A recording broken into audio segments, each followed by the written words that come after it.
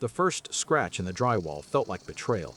I had spent 3 weekends hanging those sheets in a Texas summer that bragged about itself. Every screw went in by hand because the driver burnt out, and I kept telling myself I'd learn the feel of torque better this way. The house should have smelled like fresh lumber and plans. Instead, it smelled like paint that dried over a lie.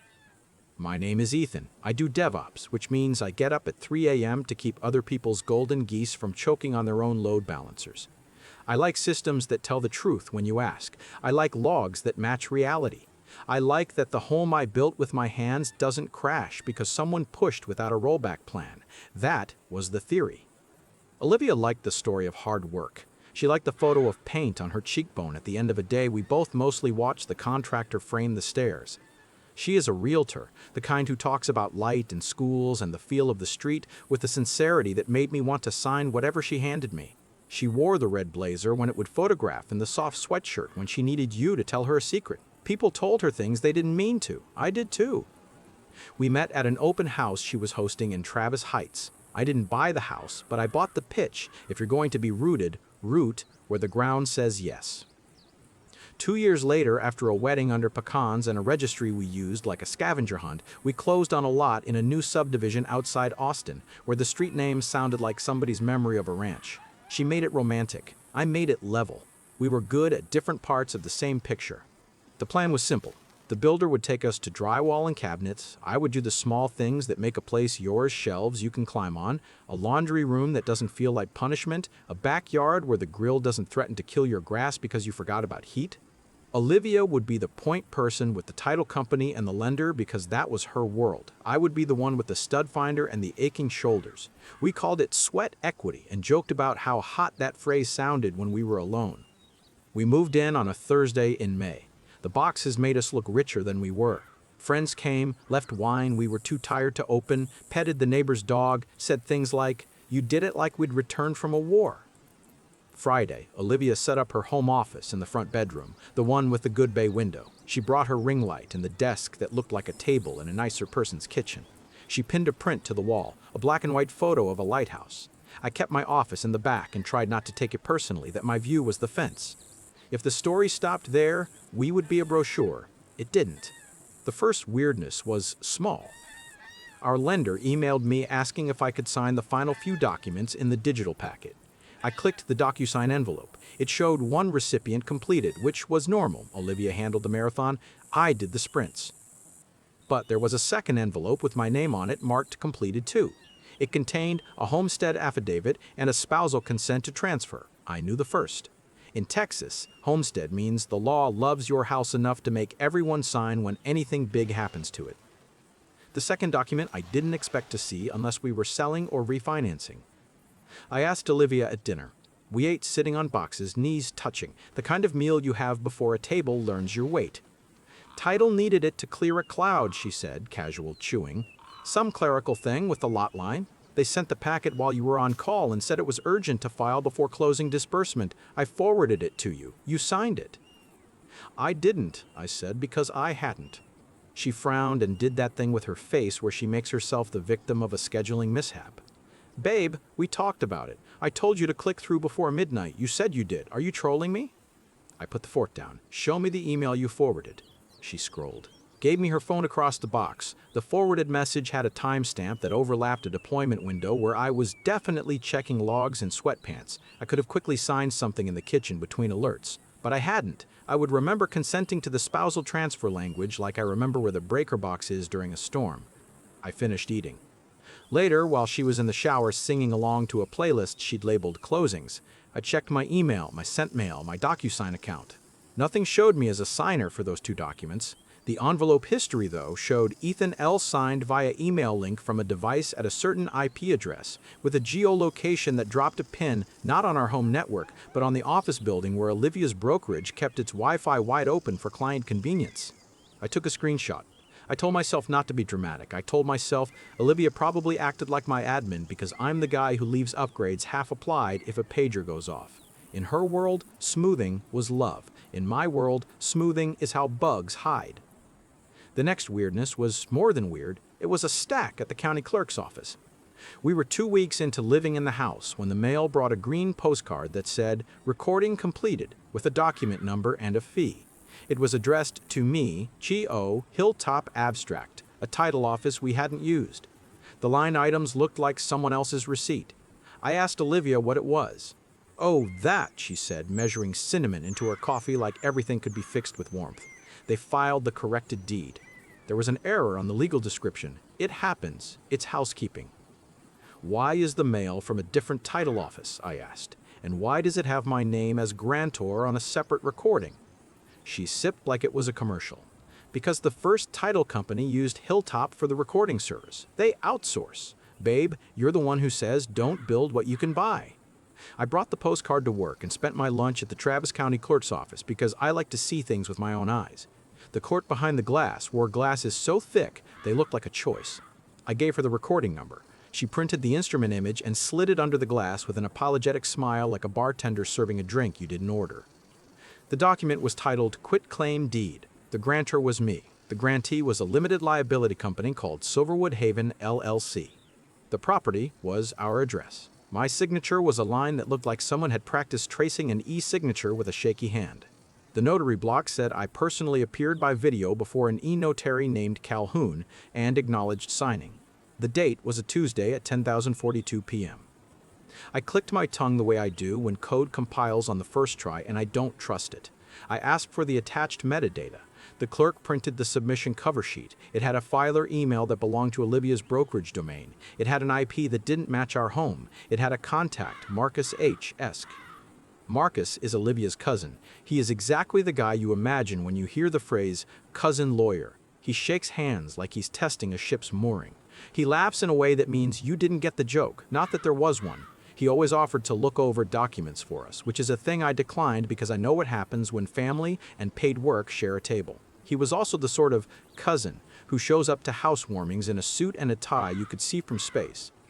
At Thanksgiving, he had called me one of the good ones, which is when I decided I would never ask him for a glass of water even if I was on fire. I stared at my forged signature. There is a specific nausea that comes when a mark that stands for your consent appears on paper you didn't touch. It's like watching a video of your hand smash a window you've never seen. The floor of the clerk's office went a degree colder. "Can I get certified copies of these?" I asked the clerk, keeping my voice normal like I was ordering coffee. She nodded. "Do you want the whole packet?" "The operating agreement for the LLC is attached as an exhibit," she said, not unkindly. "Sometimes people don't realize exhibits record too." I said yes. She printed until the stack looked like a weekend plan. The LLC articles listed 2 members, Olivia and Marcus. My name did not appear anywhere except in the part where I gave up any interest in the property forever in favor of their company. The paper blurred for a second. I sat on a bench and breathed like someone had told me a trick for how to do it properly. The bench had a plaque that read, "In memory of Peggy, who loved filings." I wanted to find Peggy and ask her how she dealt with this much stupidity. I drove home without the radio on. Olivia was on a call at her desk when I walked in. She was telling someone that the school rating for the area had jumped and that this was the time to get in. She smiled at me and touched the air in the way you touch someone's arm when you can't. I waited until she finished and then put the stack on her desk like a cat brings a bird. "What is this?" I said. It was not a question. It was an invitation to tell a story I already hated. She glanced at the top page. She went still. Then she did the thing where her face melted into contrition so fast it looked like acting. "Babe," she said, "I should have told you earlier. This is protection. We put the house into an LLC, so if someone sues me, they can't touch our home. It's standard. Ask anyone. I meant to walk you through it last week, but you were buried in that outage, and then the appliance delivery was a mess." "You forged my signature," I said. The calm scared me. "I signed for you as your spouse under the homestead authorization," she said, fast, layering jargon like drywall. "Texas lets a spouse sign in exigent circumstances, and I had to file before month end to lock the tax advantages. It's not a big deal. You're a beneficiary. It's our LLC." "It's your LLC," I said, tapping the names, "and Marcus's." "He's just the registered agent," she said, which was exactly not what the paper said. "Babe, this is so much safer. We'll add you." It was just logistics. You know I move fast to protect us. "Did you personally appear before a notary pretending to be me?" I asked. "Did you tell them I was there on video when I wasn't?" She crossed her arms, a shield. You're missing the point. We have leverage now. The lender can't touch the house if your company tanks. If someone trips on our front walk and sues me for 7 figures because I'm the deeper pocket, they can't take this. The LLC is a wrapper. This is how people keep what's theirs. And how do I keep what's mine? I asked. She softened.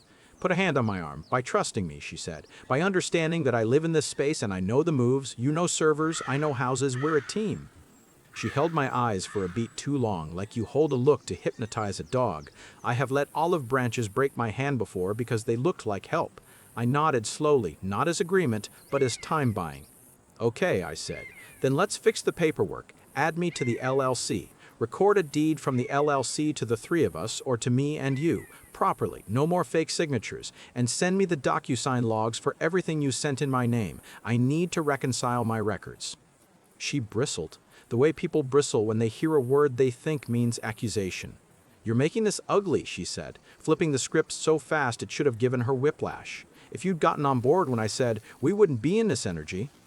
I didn't put us in this energy, I said. You did when you used me as a signature without a person attached. She stepped back. I'm late for a showing, she said. We'll talk tonight. She left, not like someone who was late, but like someone who knew staying would cost her more than the showing was worth. I printed everything again and took it to Rhea. Rhea works at a title company that Olivia calls old school because they answer their phones and wear suits that don't need to shout. Rhea and I met when I was trying to understand whether we needed a survey or a plat for a fence, and she explained both without once making me feel like a child who had asked about Santa. She is sharp in a way that makes you speak cleaner. She spread the papers on her desk and read like she was reading a code review where a junior had dumped logic in a global and hoped no one saw. This is bad, she said, which I appreciated. She gave me levels. At minimum, it's a cloud on title that will poison a future sale if not corrected. At worst, it's a criminal false acknowledgement and a fraudulent filing. Texas is strict about homestead. You do not move homestead property without real spousal joinder. No exigent circumstances, no guesswork. If you weren't present, that notary committed a violation. If your spouse told the notary you were present when you weren't, that's a problem too. What do I do? I asked. My voice sounded like it belonged to someone who hadn't slept and wanted a manual. First, she said, counting on fingers, we poll the e-notary vendor and request session logs. There will be IPs, device fingerprints, sometimes even video. Second, we request the DocuSign full audit trail, not the cute certificate page, the raw CSV with IP, device, and header details. Third, we file a notice of adverse claim in the real property records to put the world on notice that this quitclaim is disputed. Fourth, we decide how loud you want to make this. How loud is loud? I asked. Law enforcement, State Bar grievance for the notary, Texas Secretary of State for the notary as well, and if you were my brother, an ethics complaint with the local Realtor Association, if Olivia is a member, and a complaint to whatever bar Marcus is licensed in for unauthorized practice in real estate if he touched this without title supervision, she said. Also, the Texas Real Estate Commission if she used her position to misrepresent a transaction. I stared at the papers until the words reassembled into normal English. She told me this was to protect us, I said. I didn't know who I was saying it to. People love to call theft protection, Rhea said. So does malware. She gave me a list. I didn't cry in her office because I had duct-taped that part of me with pride and fear. I went to my car and let the seat hold what the desk wouldn't. The e-notary platform wasn't designed to help people like me. It was designed to make it easy for busy professionals to notarize convenience into the world. But it has a compliance department. The woman who finally answered after 3 transfers sounded like she ate rules for breakfast and enjoyed them. I told her I wanted a copy of the session where a notary named Calhoun acknowledged me. She said I needed a subpoena. I said I had a forged deed recorded in Travis County transferring my homestead to an LLC I didn't belong to. She was quiet for a second. Then she said, "One moment, please," and put me on hold long enough to learn the instrumental version of 3 pop songs. When she came back, she had a voice you use for someone who has earned a little rope. We can provide you with a preservation letter confirming the existence of a session on the date in question, the IP used, and the devices observed, pending subpoena, she said. We can also confirm whether the identity verification and KBA passed. I will email our legal hold protocol. The email landed before I hung up. It listed an IP that matched the brokerage's public Wi-Fi. The identity verification said manual override, which might as well have been written in spray paint. The DocuSign audit trail took longer. Olivia didn't send it. DocuSign did after I proved it was my name on their logs and not just a forward. The CSV showed signer Ethan L. on a session from a device that was a MacBook we didn't own, from an IP we didn't pay for, clicking through in under 30 seconds on multiple pages. I've signed enough envelopes to know it takes longer if you read. I asked our home network for help. I run Eero because I like to see what's drinking my bandwidth. The night of the recording, our home network saw Olivia's laptop connected to the brokerage VPN. The VPN logs would require a warrant I did not have. The Eero logs I had. They didn't show my device browsing anywhere near DocuSign that night. They did show Olivia printing just before midnight to the front office printer. The printer history showed 2 pages, a medical excuse form, and a homestead affidavit for expectant mother. I stared at the phrase like it could be made to mean something noble if you squinted. Olivia was not pregnant. She had cried in the winter about how it wasn't the time, and then again about how it was and that we were missing it, both within a week. We had not been trying. We had not been talking. We had been painting and signing and pretending that momentum was intimacy. I found the medical form on her desk the next day under a copy of Austin Home. It was a template with a seal that looked like a child drew it from memory. It attested that under the care of Dr. Eliza H., patient Olivia should avoid stress and prolonged standing for the sake of a healthy pregnancy, and that delays in legal matters could affect care. I could have laughed if there had been air. Olivia came home with 2 grocery bags and a "Hey, you!" like nothing had shifted in the Earth's axis. She kept the smile when she saw me holding the form. Then she put the bags down. "Okay," she said. "Marcus thought it would help to expedite the re-recording. The notary was being difficult, and you know how these people are with rules. They bend for babies." "I know how rules are with people who lie," I said. "They wake up." She shook her head like I was being naive enough to be adorable. "You can be so black and white," she said. "Life is gray. We needed to move quickly. The LLC protects us. I told you we could add you to the membership. I sent Marcus the paperwork yesterday." "Show me," I said. She opened her laptop, pulled up an operating agreement. It had my name in a blank left uninitialed. It had her name and Marcus's as managers. There was a clause about capital contributions that said she had contributed cash and he had contributed legal services. Next to my name, the clause said, "To be determined," and left the percentage at 0. I looked at her. "You were going to hand me a membership interest that doesn't own the house," I said very softly. "Stop making this an indictment," she said. "I did this for us. Everything you do is for servers. Everything I do is for a life. If you loved me, you'd see that." I wanted to tell her about love as a verb, not a marketing plan. I wanted to ask when she decided that survival required theft. Instead, I said, "We need to clean this. Title will not bless a future sale with this garbage on the chain, and I'm filing an adverse claim first thing tomorrow." She made her mouth small, like a door you slam so slowly it doesn't make a noise. "If you do that," she said, "you'll ruin my license." "You're risking it yourself," I said. She put a hand on her stomach, a reflex learned from TV maybe, or an echo of whatever she had told herself in the mirror to practice the lie. "Do you want to make me sick?" she asked, and for a second I hated the world for how women are taught to weaponize a body that men have weaponized against them for generations. "I want my name back on my house," I said, "and my name back in my mouth." She left the room like a theater exit. The door didn't slam. The quiet was a slap anyway. The next day, I filed the notice of adverse claim. It was a bland piece of paper that says to any future title examiner, "There's a storm here, bring boots." I mailed it certified and also walked it in because paper has a different gravity when you watch it change hands. On the way home, I stopped at the H-E-B and bought groceries I didn't know how to assemble into dinner. At the kitchen table, I built the kind of spreadsheet you build when you can't fix a heart and you know how to fix a mess. Dates in one column, documents in the next, log sources, IP addresses, notary details, file numbers, names, everything that makes a story a file. I added a tab called People, Olivia, Marcus, the e-notary, the brokerage compliance officer, the title officer who had handled our original closing, Rhea, myself. I added phone numbers and email addresses and what I needed from each. I added a tab called Laws, Texas Property Code sections on homestead, Penal Code sections on tampering with a government record, the Secretary of State's rules on online notary identity verification. I am not a lawyer, but I am meticulous and tired. Rhea called at 9. "You'll like this," she said. I pulled the SOS filing for the notary's commission. Calhoun is current, but he had a reprimand last year for a defective acknowledgement on a homestead conveyance. He should have known better here. Also, Hilltop Abstract's compliance officer is a decent human. She says they were told your spousal consent was in order and that she's opening an internal review. She asked if you'd be willing to talk. You should. I said I would. The compliance officer had the voice of a person who has cleaned up a mess that wasn't hers and learned to say thank you to the person who caused it before telling them how to never do it again. She asked smart questions about how my signature would normally look, whether I was present for any online session, whether I recognized the notary's name. She said she would put a hold on any file with Silverwood Haven LLC on it until this was cleared, and I realized with a fresh shiver that Olivia and Marcus might have planned to borrow against the house as soon as it sat inside the LLC's clean shell.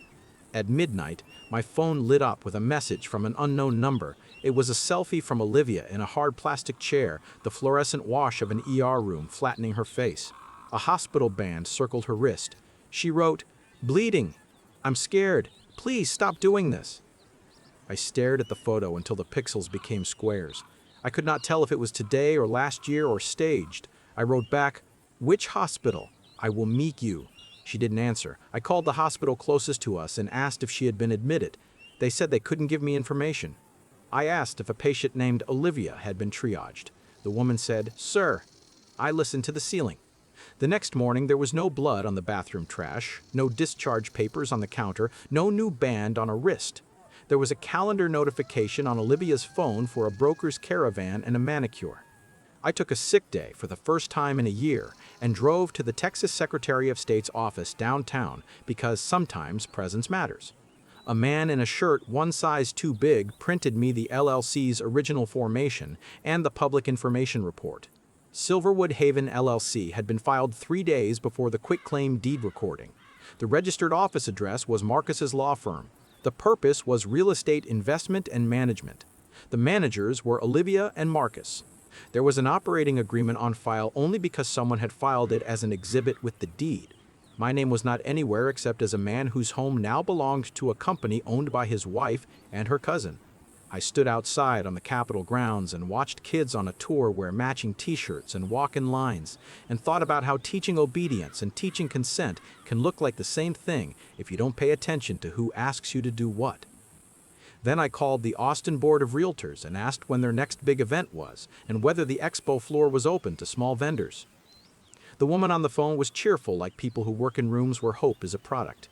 "You're in luck," she said. "Central Texas Realtors Expo is in 3 weeks. Booths are open if you act today." "What's the exhibitor mix?" I asked. "Tons of prop tech," she said. "Title solutions, CRMs, lead gen, all the fun stuff." "I have a tool that audits chain of title for anomalies," I said, because by then I did. 3 nights of Python and county data and a couple calls to a friend who works in GIS and a rented AWS instance later, I had a script that would scrape the county records and flag changes in grantee-grantor relationships, especially homestead to LLC, without corresponding spousal joinder.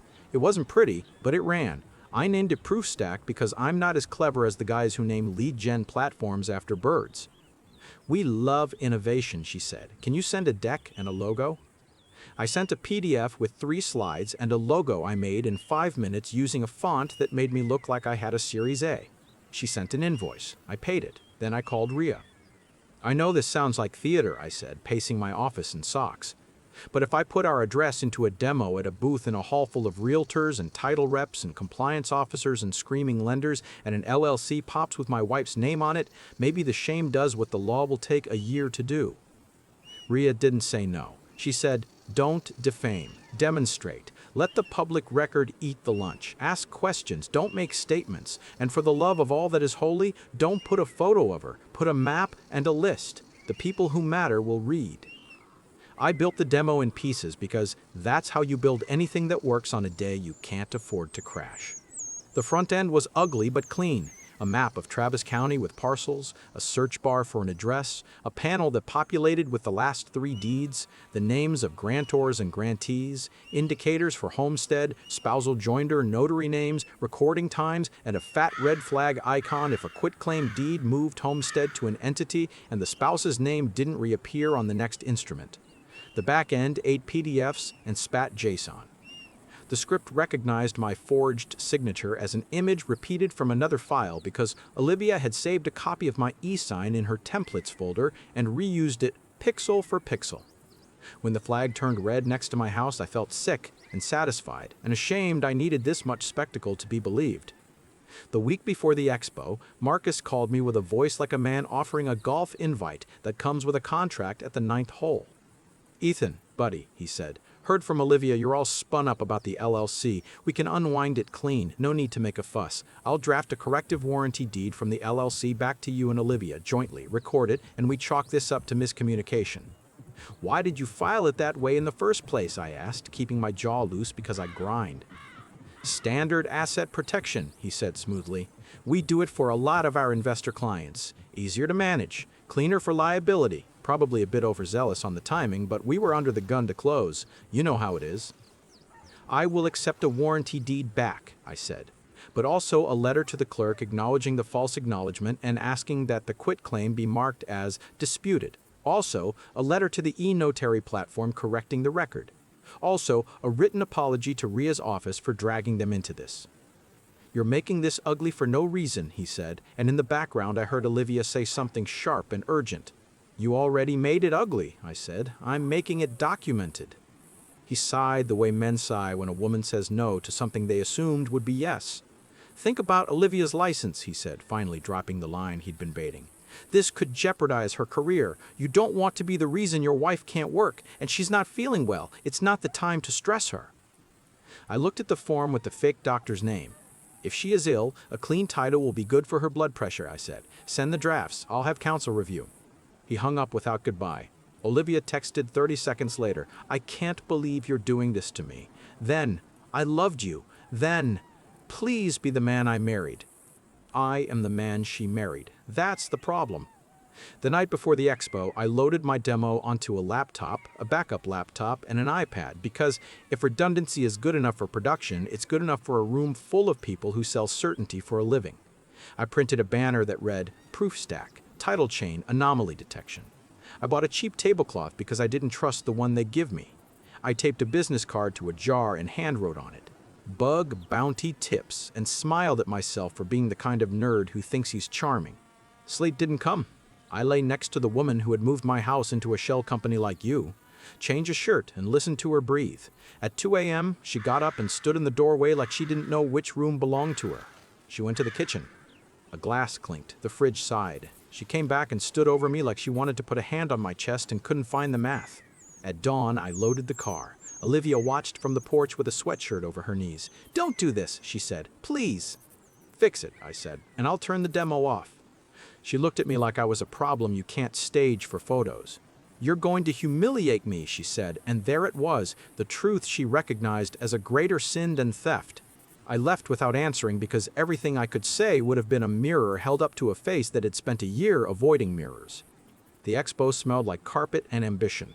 Rows of booths and drapes that did their best to pretend the convention center was some other place. Vendors handed out pens, candy, and stress balls shaped like small houses. A man at a CRM booth shouted over a microphone about lead funnels. A title company 2 aisles down had a cappuccino cart and a line. I set up my table with my ugly logo and my jar. I angled the monitor so the glare wouldn't ruin the map. I tested the Wi-Fi twice and then tethered to my phone just in case the convention center internet died under the weight of so many laptop updates. At 10, the doors opened for general admission. Olivia had texted me 3 times since I left. I didn't read them. I watched the tide of name tags and blazers break and flow. The first person to stop at my booth was a guy in a blazer so tight it looked medically inadvisable. He read my sign and said, "So your title insurance but sassier?" I said, "I'm a red flag generator." And he laughed and handed me a card that said he sold postcards that looked like handwritten notes but weren't, which felt like foreshadowing the universe didn't need to bother writing. Ria arrived with 2 colleagues and the posture of moral support that doesn't embarrass. She stood beside me and nodded if someone asked if this was legitimate, and then drifted away like fog when the questioner wanted a story that would eat the day. A compliance officer from a big title brand stopped and asked if my parser handled out-of-county images. I said yes and showed her. She pursed her lips in a way I recognized as pure pleasure. "People think we don't care," she said. "We care. We just need someone to show us the right drawer to open."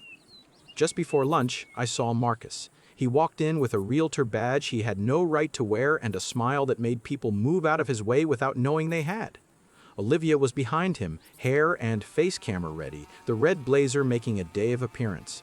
She looked smaller than in my house, like being under bright lights had stolen a layer of her confidence and left it on our kitchen floor. Marcus scanned the booths like a man reading a menu for free food.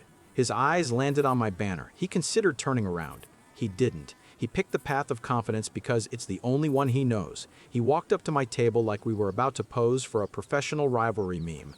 "Ethan," he said, voice too bright, "what a surprise." "It's not, Marcus," I said. "You saw the exhibitor list I sent your compliance officer when I asked for your internal review to be present." He looked at the monitor. It showed a demo run with a random address, some nice couple's chain of title as clean as a church uniform. "What's your angle here?" he asked. "Low enough not to carry?" "The truth," I said, "and the map." Then I typed my address into the search bar. The parcel blinked on the map, lazy and green like it had been sleeping. The panel to the right populated with 3 deeds. The first, our original warranty deed into our names. The second, the quitclaim to Silverwood Haven LLC, with my forged signature.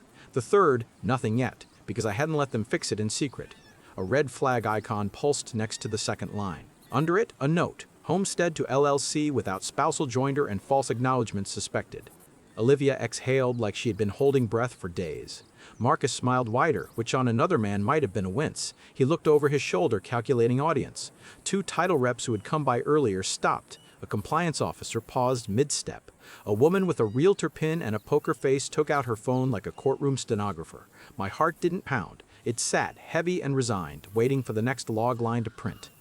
Marcus kept his smile on with both hands while he looked for a way to knock the power cord out with his eyes. Olivia found a place to stand beside him that suggested solidarity and an exit plan. Around us, the noise of the expo didn't stop, but it thinned, the way sound gets thinner when people listen while pretending to keep moving. A woman with a gold compliance badge stepped closer. She had the posture of someone who knows what the rulebook says without having to read it. "What are we looking at?" "The Travis County chain for my address," I said. "Warranty deed into our names, then a quitclaim into an LLC. No spousal joinder, notary acknowledgement claims I personally appeared by video. I did not." Marcus laughed incorrectly. "Demo data," he said. "He's using this for marketing. Fiction." "It's public record," the compliance officer said mildly. "We all market with public record. We also get fired because of it." I clicked the flag. The panel expanded to show the e-notary platform name, the session timestamp, the public IP, and the note about manual identity verification override. I didn't show the video because I didn't have it yet. I showed the preservation letter. Paper talks when you let it. A title rep I didn't know let out a small, quiet "oh." It was the sound of a professional recognizing the shape of a mess, not gossip. Olivia touched Marcus's sleeve. His jaw pulsed. He put on a voice meant for juries. "Ladies and gentlemen," he said to the patch of carpet in front of us as if it were a jury box, "asset protection is standard in sophisticated households. Homestead law is complex. This gentleman is upset because he doesn't understand the nuances." "Homestead isn't nuanced," a gray-haired man said from 3 feet away without moving. His badge said, "Title Counsel." Spousal joinder is required for any conveyance of homestead. The notary acknowledgement is either valid or it's a crime. Which is it? Marcus's smile faltered a millimeter. "Let's not make determinations in a trade hall." "That's where determinations live," the compliance officer said. "In bathrooms, hallways, trade halls, then we fill out the forms." Rhea had drifted back the way fog returns to a field. She didn't say her name. She leaned in, looked at the screen, and said to the carpet, "If a notary acknowledged a personal appearance that didn't occur, that's a notary complaint and potentially a criminal referral. If a realtor facilitated a homestead conveyance without actual spousal consent, that's a TREC complaint. If an attorney prepared documents for a transaction he's a manager in, that's a conflict and a bar issue. If the title agent relied on falsified spousal consent, they'll open a defalcation review. I'd advise everyone to take a breath and say nothing clever. A realtor with a microphone on a lanyard wandered over, sniffing segmentable content. "Is this a demo?" he asked. "Can we put this on the main stage for our Ethics in Practice hour? We had a speaker cancel." Marcus turned to him too fast. "No," he said. "This is personal. This man is attempting to embarrass his wife." The compliance officer looked at Olivia for the first time. There was no unkindness in it, only math. "Are you licensed?" she asked. Olivia didn't answer. She nodded infinitesimally, the movement you make when you can't not. "Then you already know this is bigger than embarrassment," the officer said. "It's bigger than marriage. It's about recorded instruments. They don't forget. They don't forgive. They just sit there until a lender gets scared." The realtor with the mic grinned like he had stumbled into an episode that would pay for itself. "We're doing the ethics hour," he said, and said it into the mic by accident. The PA picked up the last two words, ethics hour, and the room did that giggle sigh people do when their calendar suddenly promises entertainment. He jolted the mic off and leaned in. 15 minutes, he said to me. "Just the facts, no names." 10, I said, because all demos break in minute 12, and no photos. We walked to the stage like we were carrying a table the wrong size for the stairs. Marcus moved to intercept, and then had to decide whether standing in front of the ethics hour made him look like a man who believes in ethics or one who fears them. He peeled off and called someone. Olivia hovered in my peripheral vision, half drawn, half repelled, like a moth that thinks the bulb owes it. The stage was a rectangle with a couch that had been chosen by a committee that didn't share taste. A moderator introduced me as a DevOps engineer and homeowner who built a tool to keep himself sane. He told the audience to listen for the process, not the drama. I believed him exactly as far as the cordless mic would throw his voice. I didn't use our address. I typed in a fake. Then I typed in a different fake. Then I typed ours. The red flag pulsed. I explained the rules in a flat voice like I was talking to a server that's thrashing and needs a clean restart. I said homestead requires spousal joinder. I said e-notaries can't acknowledge ghosts. I said DocuSign trails show IPs whether you like them or not. I said anytime a house moves into an LLC, someone should ask why and who and how fast it can move back. I did not say Olivia. I did not say Marcus. I said structure, and the room recognized itself. The moderator took back the mic, did the thing where he pretends time is an enemy he can make behave, and opened it to questions. A woman asked whether a spouse could fix a false filing by recording a corrective deed quietly. Title counsel man said, corrective deeds fix typos, not fraud. A man asked if a spouse could sign for a spouse. 3 people said no at once. Someone asked how to talk to clients who asked to wrap houses for privacy. Rhea took the mic, said, privacy is for curtains, not chains of title, and the corner of the room that belongs to people who've lost sleep because of other people's cleverness applauded softly with their eyebrows. From the side of the stage, a woman lifted a blue folder and waved it slightly like she just remembered she existed. Her badge said, Hilltop, Abstract, Compliance. We'd like to say one thing for the record, she said, in a tone of voice. You use when you're about to do open heart surgery in a crowded bar. If you are a title provider and you rely on e-notary sessions, you need to pull session logs when anything so much as smells wrong. Manual identity override is not a button for convenience, it's a red light. If you're too busy to notice, you're too busy to file. Then she looked at me. We've placed a hold on any file with Silverwood Haven LLC in the chain, she said. We'll be contacting the recorder today. Marcus reappeared at the foot of the stage with a man whose badge said G. Neural Counsel, Brokerage, and who had a face like someone who keeps a file folder on every person he's met. They didn't go on stage, they watched. He whispered to Marcus. Marcus whitened around the mouth in the way people do when the mirror says what their spouse wouldn't. After, I stepped off into a half circle of people who wanted a card, quote, a chance to tell me they'd seen worse. There is always worse. A lender rep asked if I could build an API. A title agent asked if I'd be willing to consult. A broker handed me her card and told me to save her wife's number in case I ever decide to sell sanity. Olivia approached last. Her hands were empty. She looked like the booth lights had leached a layer of enamel from her. You're going to destroy me, she said softly, without theater. You already started. I'm going to destroy a deed, I said. What follows, it belongs to the people who filed it. Do you think I did it because I don't love you? She asked, not accusing, almost curious, like a scientist holding up a tray to a light. Do you think I meant to steal? I meant to make sure nothing could take what we built. You put what we built somewhere I couldn't reach it, I said. The intent doesn't change the geography. Her eyes widened halfway and then didn't. She nodded, tiny, like we'd just measured something and it came out to an even number she didn't like. If I sign it back, she said, do you stop? If you sign it back and you send letters to the clerk and the platform and Trek and the SOS asking them to annotate the record, I said, I stop needing to teach the room. I don't stop speaking when asked. She stared over my shoulder at a booth where a couple posed with a foam key 3 times bigger than their heads. He told me we could do it clean, she said, probably about Marcus, possibly about another man entirely, maybe about a voice she'd installed in her head to sound like safety. He told me no one checks. He told me this is how people get ahead. They do, I said, until someone checks. I went home, not triumphant, not broken, just emptied like a shop vac. The house sat heavy in the heat. The drywall seemed to listen from inside the walls. I set the laptop down and made a sandwich with one hand because the other wanted to shake too much to hold a knife. Rhea called at 7. Ready for some good and some bureaucratic? She asked. I said yes, because that's what yes is for. Good. Hilltop's GC emailed a notice to the county stating that their recording was based on a defective acknowledgement, and they request that an administrative note be added to the index pending further action. They also filed an internal incident. The e-notary platform sent a preservation notice to the Secretary of State with the Calhoun session attached, and Calhoun's commission is flagged. Bureaucratic, TREC opened a complaint for investigation. They will not tell you anything for weeks. The bar will do the same for Marcus if you send it. The county cannot unrecord, they can annotate.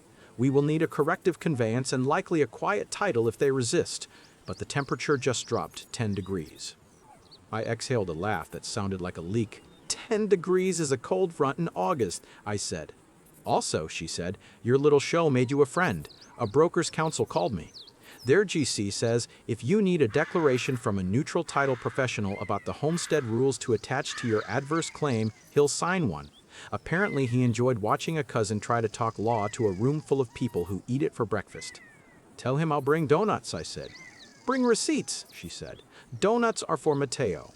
At 9, an email from Marcus, draft corrective warranty deed attached. It conveyed from Silverwood Haven LLC to Ethan and Olivia as community property with right of survivorship.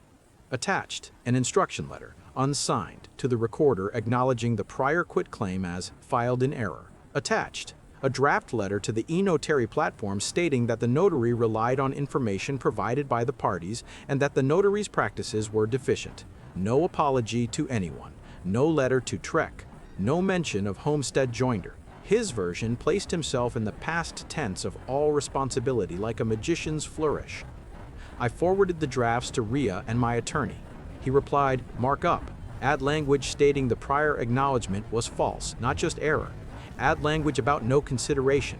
Add reference to homestead statute. Add paragraph that no liens were placed. Insist on video of LLC vote. Insist on Olivia's separate non-coerced consent, notarized by a different notary.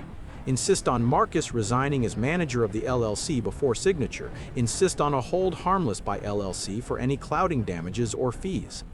Marcus replied within an hour. We can agree to some of those changes. He struck the word false, replaced it with mistaken. He refused the hold harmless. He ignored the notary swap. He added a clause you could drive a truck through that said, no party admits wrongdoing. I told my attorney to send back one line. We proceed with quiet title. Complaints stay, or we execute with the word false and the hold harmless. He sent it. Marcus fell silent for 12 hours. In that 12 hours, Olivia texted me 6 times. The last one said, fine, he'll sign, I'll sign, please stop.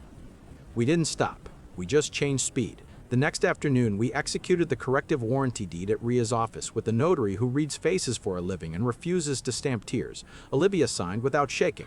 Marcus signed with a jaw that implied he'd been eating his own temper all day. My attorney slid the hold harmless to them and played with his pen cap until the ink said yes. The e-notary platform's counsel sent a formal notice that the Calhoun session was being referred to the SOS. Hilltop's compliance sent me a copy of their internal incident report, heavily redacted but legible where it mattered. We walked the deed to the clerk and watched it receive a number.